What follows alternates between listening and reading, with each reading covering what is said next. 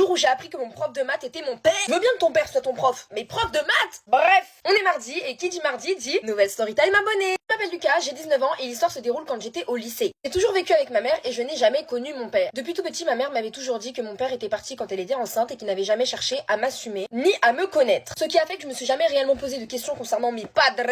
Et d'un autre côté, j'étais super bien avec ma mère, du coup, todo ben. Mais. J'arrive au lycée et je me retrouve du coup avec plein de nouveaux professeurs, dont un prof de maths que j'aime beaucoup. On va l'appeler Monsieur Gontran. Vous voyez, Monsieur Gontran, c'est le prof qui t'encourage, qui essaye vraiment de t'aider. Il va toujours chercher le positif chez toi, même quand on n'a pas forcément. Du coup, Timothée, combien font 2 plus 2? 6. 6? Ah non, je suis bête. Non, Timothée, tu n'es pas bête. C'est juste que la nature a préféré favoriser ton capital sympathie plutôt que ton capital intellectuel. Mais il faut que tu continues, que tu persévères, que tu crois en toi pour enfin y arriver. Bref, c'était limite mon prof préféré. Sauf que plus le temps passe, plus je me rends compte qu'il y a des petites choses bizarres entre lui et moi. Il était souvent, voire même tout le temps, plus gentil et bienveillant avec moi. Mais Lucas, Timothée, on ne mange pas ses crottes de nez en évaluation. Timothée, 1 heure de colle. Bon, Lucas, tu ne recommences pas, d'accord, et tu te désinfectes bien les mains.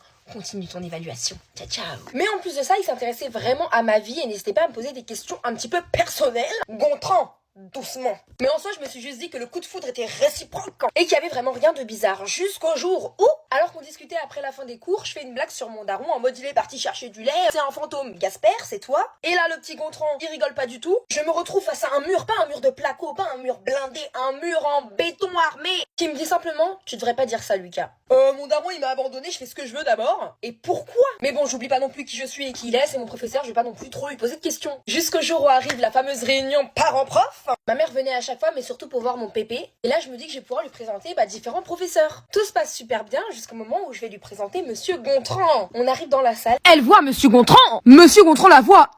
Et vraiment un blanc, le plus gros blanc de toute ma vie. Même un enrhumé, il aurait senti le malaise. Et ma mère lui dit simplement, qu'est-ce que tu fais là? Et Monsieur Gontran, il lui répond simplement, je ne voulais pas te perturber. Bah pour le coup, c'est raté et enlève ce ton mielleux. Oublie pas que tu parles à ma daronne là, hein. Et ma mère, Furax de chez Furax et Nervax de tu vas crevax, m'annonce qu'en réalité, Monsieur Gontran est mon père.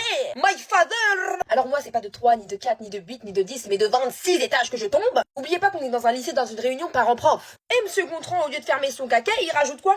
Oui, c'est vrai que je voulais pas de toi quand j'ai su que ta mère était enceinte, mais une fois que j'ai su que t'étais dans mon lycée, je voulais apprendre à te connaître. Ah mais super l'approche, super, merci, chapeau. Suite à ça, mes 2 parents se sont expliqués pendant très longtemps, mais je m'en souviens plus parce que j'étais vraiment en état de choc. Mais Bebs, vous allez vouloir m'arracher la tête, mais on n'a pas de suite à cette histoire.